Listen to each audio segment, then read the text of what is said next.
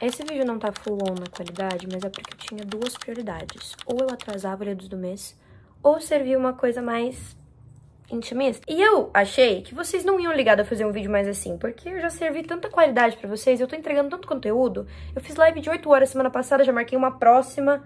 Eu tô entregando muito conteúdo. Gente, hoje eu vou falar sobre os 16 livros que eu li em abril e maio. Eu li muito livro bom. Tipo assim, não tem nem condição de eu pegar eles fisicamente, porque muitos deles foram no Kindle. Eu decidi que eu não queria atrasar o meu vídeo de Lidos do Mês, porque eu li realmente muito livro bom em abril e maio. Então venha para mais um vídeo de Lidos do Mês. Se você quiser comprar qualquer um desses livros, eu peço que você, por favor, compre pelo meu link da Amazon. É o primeiro na descrição, não custa nada pra você.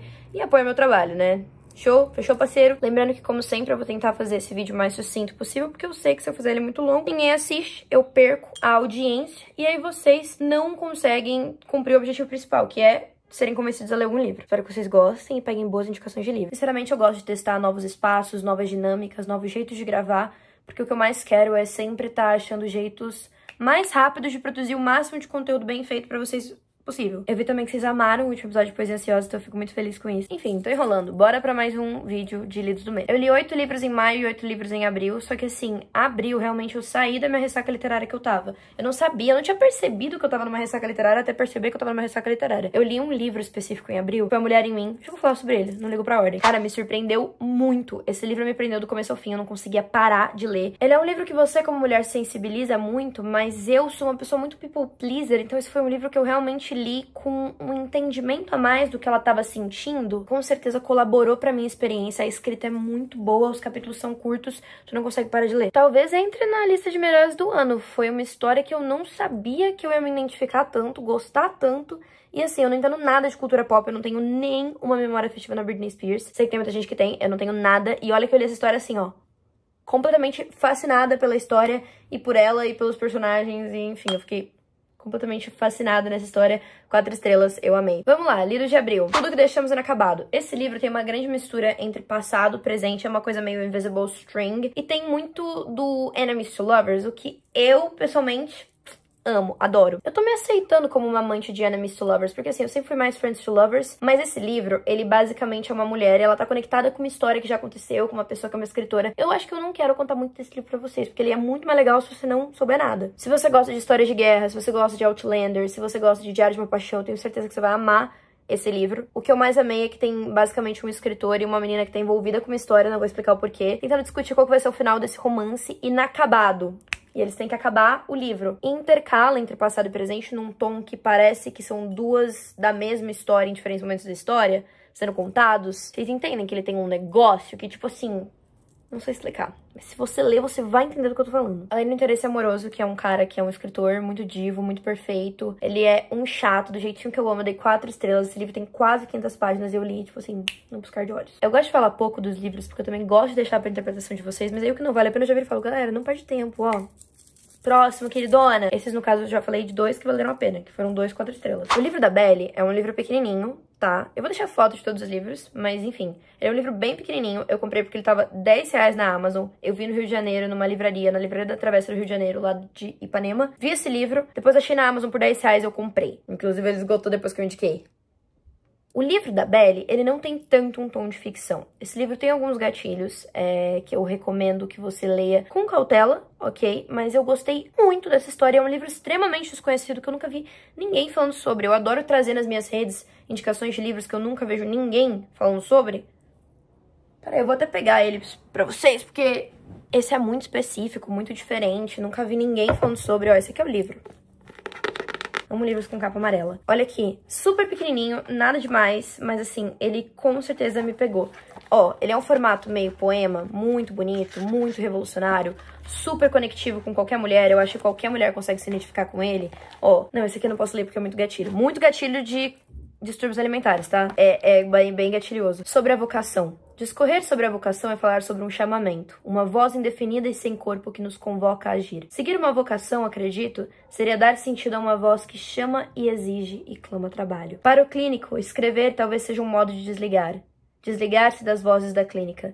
criando uma distância que proporciona a entrada no universo das representações. Tal qual aquelas mulheres que levam em suas entranhas esse horrível parasita que, ao se instalar em um organismo, o consome e dele se alimenta, também o escritor carrega consigo uma espécie de solitária. A vocação literária é um serviço, uma dedicação exclusiva de servidão, uma prioridade na vida, e que essa vocação se alimenta do escritor, como a solidária dos corpos que invade. Vai ler. Confia. Você já viu alguém falando desse livro? Só eu? Então tá. Noiva, da Ellie Hazelwood. Gente, esse livro, ele parece uma fanfic de Crepúsculo no qual a Bella tem relações com o Jacob. Ele é a história de uma vampira e ela é meio que prometida pro príncipe lobisomem desse universo. E eles têm um casamento forçado, mas eles se juntam pra resolver uma trama. O que eu não gostei desse livro, que me fez abaixar um pouco a nota, foi que eu achei o meio dele meio monótono. Tipo assim, pra mim, faltou um chablau. Faltou uma tensão, a ambientação pra mim parecia que eu tava dentro de Hotel Transilvânia, só que sem nenhum sabor. Parecia que o livro, tipo assim, ele perdeu umas 200 páginas no meio, não foi 200, tipo, foi 100 no meio, sem nada acontecer de verdade que me fizesse ficar presa na história, não tinha nada que me fazia continuar lendo a história. Só que eu adoro os livros da Ellie Hazelwood, porque ela é chata, sim. Os livros dela são todos iguais, sim. Só que às vezes eles me desligam. Esse interesse amoroso era um homem narigudo, um homem alto, um homem que era uma geladeira Electrolux, e eu decidi assumir em mim que eu gosto sim de homens altos, que me dão uma chave de braço com um braço desse tamanho. Eu enganei a mim mesma, achando que eu gostava de homem palito, que eu fazia assim, ó, voava. Eu menti pra mim mesma. Por muitos anos. Eu adoro morenos gigantes. Altos, gigantérrimos. Eu preciso assumir isso em mim. Eu errei. E eu estou assumindo meus erros. Logo, eu amo os protagonistas da Ellie Hazelwood. Eu acho que os livros dela são uma grande farofada, mas ler farofa é bom. Às vezes, o que a gente precisa na nossa vida é ler uma coisa mais farofenta. E eu acho que ela serve isso. Noiva é, sim, um livro de vampiros e lobisomens. Eu gostei. Eu achei que foi uma coisa divertida.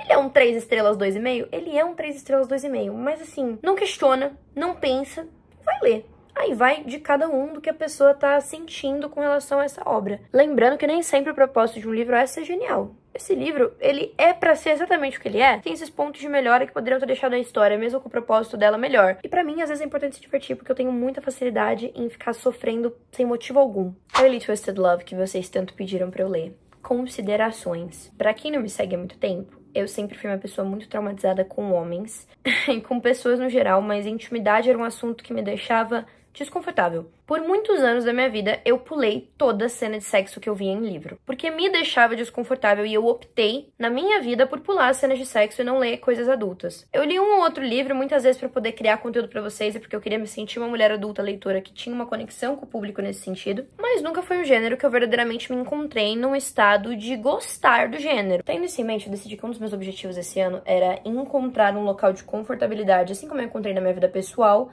com literatura, livros e conteúdo erótico, no geral. Então eu decidi tentar ler mais New Adults. Tipo, agora eu tô lendo um nacional no Kindle Unlimited. E eu li Twisted Love, que vocês me pediram. Pra quem não conhece Twisted Love, é a história de um garoto e aí, tipo, ele vai viajar. E ele fala pro melhor amigo dele, cuida da minha irmã, hein? Vocês já podem imaginar o que aconteceu, né? O nome do livro em português é Amor Corrompido. Qual que é meu problema com esse livro?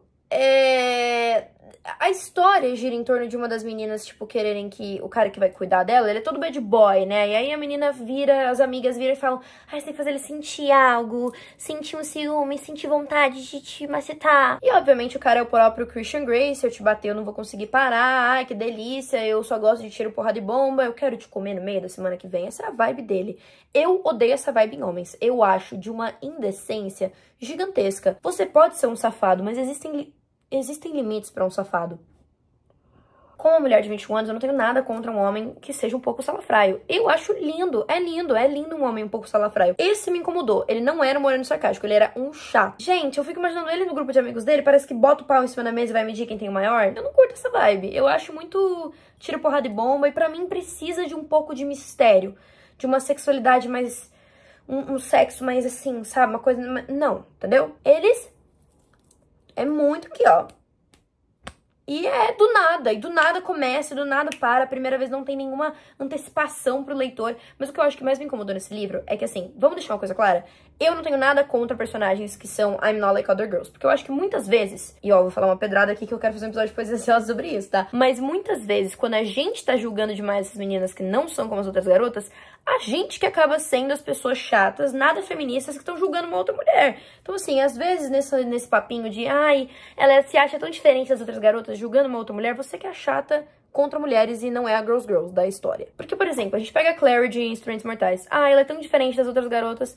Mas é claro que ela é diferente, cara. A mãe dela foi morta, ela descobriu que era uma caçadora de demônios, meio anjo. Ela pegou um cara que era o irmão dela, entre aspas, enfim, tô só dando Instrumentos Mortais como uma referência. Diferentemente da América, por exemplo, de A Seleção, que gostava de jeans e tênis. São situações diferentes. Tem personagens que só são jovens e colocadas em situações de jovens e são chatas porque são jovens passando por uma situação. Ou porque elas realmente são diferentes, dá pra ver que são paixões diferentes e coisas diferentes. Agora, essa protagonista, ela tinha uma síndrome de incapaz. Eu odeio quando os livros centram tanto tudo na inocência da personagem e não ela precisa disso. E aí ele vai ajudar ela a nadar. Me parece tão... Eu não sei como explicar, mas é de uma superficialidade, uma coisa tão quebradiça, assim. Ela me parecia frágil num nível que não era a personagem, era quase como essa necessidade de criar uma narrativa da personagem sendo salva. Isso me incomodou, eu não sei explicar, porque agora já faz 2 meses que eu li, né? Esse aqui foi um livro de abril, eu tô gravando isso aqui em junho. Eu não sei explicar exatamente o que eu senti, mas me desagradou. Eu não gostei, não foi uma coisa que eu gostei de ler e que eu fiquei, assim, super fascinada. Nossa, gente, não foi nem todo de abril, ainda tem maio inteiro. Eu vou atrasar tanto pra minha aula. Minha aula tá começando agora. Deixa eu ver aqui as minhas anotações desse livro pra ver se eu consigo explicar o que eu tô tentando dizer pra vocês, porque às vezes eu não consigo explicar o que eu quero dizer, vocês entendem? No começo, realmente, eu fiquei entretida com a história, tá, gente? Não tem como mentir, foi um livro que eu li rápido, mas parece que esse livro era muito raso. A protagonista, eu não sei se faz sentido o que eu tentei explicar 5 minutos atrás, mas ela é escrita com uma incapacidade, tipo, de fazer qualquer coisa num ponto que me irrita. Tem como você escrever uma personagem que precisa ser salva porque essa é a sua ideia narrativa. Não tem nada de errado escrever que a personagem precisa ser salva. Além de que, eu verdadeiramente acredito que não tem nada de errado em você querer ser salva. Só que tem como você escrever isso, essa protagonista que precisa de ajuda e que ela vai ser ajudada de um jeito romântico, de um jeito legal, de um jeito que não seja esquisito. Ela realmente passava incapacidade, não sei, muito... Eu dava risada, assim. Eu falava, caraca, ela é muito incapaz. E essa possessividade, umas red flag ambulante, tá bom que é meio dark, mas assim, eu achei que fosse mais pro new adult, não pra dark. Uma coisa meio red flag, sabe?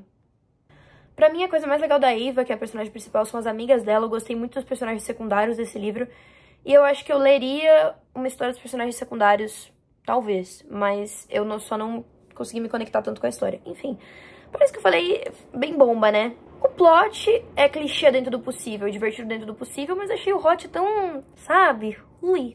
Já é difícil pra mim, aí me colocou isso. Não foi nada elaborado o que acontece com o Josh e com o Alex, depois que ele descobre que ele pegou o irmão dela, não sei o que, não sei o que lá. Tem muita cena que é muito corrida, que é muito fantasiosa, que é muito, tipo, Mona. Mas o suspense é legal e realmente o casal, ele tem uma química. Só que a autora não quis usar o potencial que ela mesma tinha pra escrever uma história ótima. Ela decidiu não escrever, ela quis não escrever. Enfim, é isso. Eu vou calar a boca, não preciso falar mais nada. Vou mudar pra uma coisa completamente diferente, que é a Brida do Paulo Coelho, mas tem tanto sexo quanto... Brincadeira, não tem tanto sexo quanto, mas os livros do Paulo Coelho falam muito sexo. Brida também é uma coisa meio fantasiosa, sobre uma jovem que ela meio que tá aprendendo a ser bruxa. O Paulo Coelho, ele escreve muito sobre, tipo, cristianismo, bruxaria, religião. Pra você ler Paulo Coelho e ter a melhor experiência, eu recomendo que você desligue da sua cabeça o que você pessoalmente acredita sobre qualquer coisa e as suas crenças pessoais e tente ler através das palavras. Deixa eu tentar explicar melhor. Você tem que ler além das palavras, porque ele escreve coisas muito bonitas que te trazem muitos pensamentos. Eu fiz um vídeo pro TikTok onde eu fazia reflexões sobre uma frase desse livro e uma coisa que esse livro falava sobre sexo, porque ele falava muito sobre como que no sexo você mostra quem você realmente é. Essa questão de troca de intimidade, tem um bate-papo sobre isso no livro que me trouxe muitos pensamentos. Vocês estão vendo a sirene na rua? Eu tô ficando maluca. Vocês estão ouvindo, não estão? Paulo Coelho escreve muito bem, muita coisa, mas pra mim a beleza do livro é você tentar ler além do que tá escrito. Tipo, tentar absorver o que você tá lendo e criar seus próprios questionamentos e interpretações. Tudo dele é muito subjetivo, muito metafórico. Tomei muito café, eu tô me sentindo meio... Entende? Eu acho que eu tomei assim. Cara, eu gostei, especialmente nas partes sobre amor e destino desse livro, eu gostei de muita coisa. Vocês sabem que eu amo o Alquimista. Esse aqui, eu não sei se foi tão importante pra mim quanto o Alquimista, porque eu li o Alquimista num momento que foi tipo assim... Mudou minha vida, mudou real minha vida, muito, tipo, mudou muito minha vida. Brida eu acho que não tanto. Eu acho que eu li o Alquimista quando eu tinha acabado de terminar meu primeiro relacionamento. Fui eu que terminei, então assim, eu precisava muito entender o que eu acreditava sobre amor. O que era amor pra mim, quais são as minhas visões, o que eu tinha aprendido, o que eu achava. Brida pra mim foi muito sobre... o que eu passei no momento enquanto eu lia. Foi muito sobre criar algumas interpretações pessoais minhas e refletir sobre elas, o que eu gostei muito. Eu li um livro que chama 101 Essays That Will Change Your Life, e são tipo 101 lições de vida que vão mudar a sua vida. Ele fala sobre foco, ele fala sobre procrastinação, ele fala sobre vontade, ele fala sobre objetivos. Ele é um livro mais autoajuda, ele é um livro que eu imagino um Faria Limer lendo. Ele é bem... Leia uma frase motivacional por dia. Acabou que eu li em um dia. Esse livro tem muita coisa que realmente me fez abrir os olhos pra muitas coisas que eu já acredito. Ele não é um livro que eu tenho como resenhar pra vocês, porque assim, ele é um livro que você deixa do lado da sua cabeceira e lê uma frase por semana. Eu tava lendo no meu Kindle, no caso. Ele vai mudar a sua vida? Não, ele é um livro de autoajuda. Eu acho que esses livros que têm muito objetivo de autoajuda, eles são muito interpessoais, tipo, eles não têm a delicadeza de uma coisa que pega no pessoal. Aí perde um pouco do brilho, pra mim, entende? É legal, eu não sei se esse foi publicado no Brasil, gente, eu li em inglês. Achei bacana. Teve muitas frases sobre objetivo que me pegou nesse livro, porque eu tô muito com alguns objetivos pessoais. E eu já contei sobre isso no meu vídeo do Beba uma Garrafa de Água Comigo, mas, cara, tô surtando com a faculdade, com vontade de, ó... Então, pra mim, foi muito importante, tipo, alguns momentos da minha vida, fechar o olho e falar o que eu quero, o que eu tô fazendo pra conquistar isso, o que eu vou mudar, objetivo, rotina. Eu sou muito focada em alguns pontos, então pra mim foi interessante nesse sentido. Não tenho muito como indicar. Eu tive uma ideia pra fazer algo com esse vídeo, mas já vamos falar sobre isso. O último que eu li em abril, acho que o único que eu falei dessa lista que eu li em maio foi A Mulher em Mim, da Britney, mas o último que eu li em abril foi Como Despertar Seu Lado Sombra. Ele é um livro que você preenche, e basicamente o Carl Jung, que é um psicólogo, psiquiatra, não lembro exatamente o que ele era, foi o cara que inventou o conceito de introversão e extroversão. Uma das coisas que ele fez foi falar sobre o conceito de lado sombra, que é o fato de que nós, dentro de todos nós, temos o nosso lado sombrio, das coisas que a gente abafa, das coisas que a gente renega, das coisas que a gente joga pra debaixo do tapete. E aí tem um livro que chama Como Despertar Seu Lado Sombra, que ele é um livro que você completa, tipo, você escreve ele, e assim, ele é muito semelhante com os exercícios que eu fazia na terapia, quando eu fazia análise. Quando eu tava no primeiro colegial, eu fiz um pouco de análise, que é um tipo de terapia, né? Enfim, eu fazia muita análise pessoal em casa, dele levava, enfim, um monte de coisa. Tem uma coisa que eu não vou fazer, é falar sobre as minhas experiências de terapia, porque, gente, cada experiência é única. Façam terapia. É muito legal receber alta da terapia, é muito legal saber fazer as suas próprias análises, é muito legal cuidar de si mesmo. Eu acho engraçado que hoje em dia as pessoas usam a cartada do faço terapia como eu sou uma boa pessoa, mas não é assim que funciona, tá? Tem vários tipos de terapia, enfim, eu não pretendo comentar sobre isso, até porque eu não sou psicóloga. Foi muito importante pra mim, muito importante. Então, assim, eu sempre gosto de frisar isso, mas é muito importante fazer terapia. Porque psicólogos não são as pessoas da sua vida, são profissionais. Muitos dos exercícios desse livro me lembraram exercícios que eu já fiz, de reflexão na psicóloga. O livro não vai resolver seus problemas, precisa se cuidar. Mas são muitos questionamentos legais sobre trauma, sobre gatilhos, sobre por que você age do jeito que você age. Muita coisa, assim, muito válida, que com certeza eu li aquilo, eu li o que eu escrevi e eu fiquei assim, é verdade. O livro está certo. É um livro que eu recomendo, é muito divertido de você preencher ele, eu acho que é um bom exercício de gratidão, de reflexão diária, assim. Eu gosto muito de escrever alguma coisa de manhã, assim, quando acordo, parar, pensar sobre mim, tipo, botar minha cabeça no lugar pra começar o dia com a cabeça no lugar, sabe? Então, com certeza eu recomendo. É um bom livro, é bem legal. Além de que a rotina de pegar o livro, tomar um cafezinho, preencher, era muito gostosa pra mim. Eu vou dividir esse vídeo em duas partes, porque a filmagem bruta já tá com quase meia hora. E assim, os livros de maio são muito bons. Tem livros muito ruins pra comentar, então assim, que eu vou regaçar aqui no vídeo, e tem livros muito bons. Então, assim, eu sei que o vídeo vai ser muito legal, e se eu fosse fazer abril e maio, acabou que eu falei muito dos livros de abril, eu acho que até 1 hora esse vídeo. Então eu vou dividir em parte 1 e parte 2. Mas é bom que vocês ganham 2 vídeos. Não reclamem, ok? Deixa seu like, comenta batata doce se você assistiu até o final, e comenta solta essa semana livre, que eu já solto a parte 2 nessa semana, senão eu solto na outra. Todos os livros que eu falei eu li em abril, menos A Mulher em Mim, esse eu li em maio. E passei, é porque eu achei que eu ia fazer tudo em um, mas eu falei muito, adoro falar com vocês. Espero que vocês tenham gostado, vejo vocês no próximo vídeo. Eu amei que vocês amaram o último episódio do podcast, quem não viu, vai lá assistir. E logo já volto com a parte 2 com mais livros. Eu li bastante, gente. Eu tô afim de fazer uns vídeos também de um daqueles compilados de melhores fantasias, livros que eu gostaria de ter lido nos meus 14 anos. Então, assim, pede alguma recomendação aí que tu quer nos comentários pra eu poder fazer, tá bom? Vejo você na parte 2. Me fala se essa câmera aqui, esse set, esse esquema ficou legal, tá? Tchau!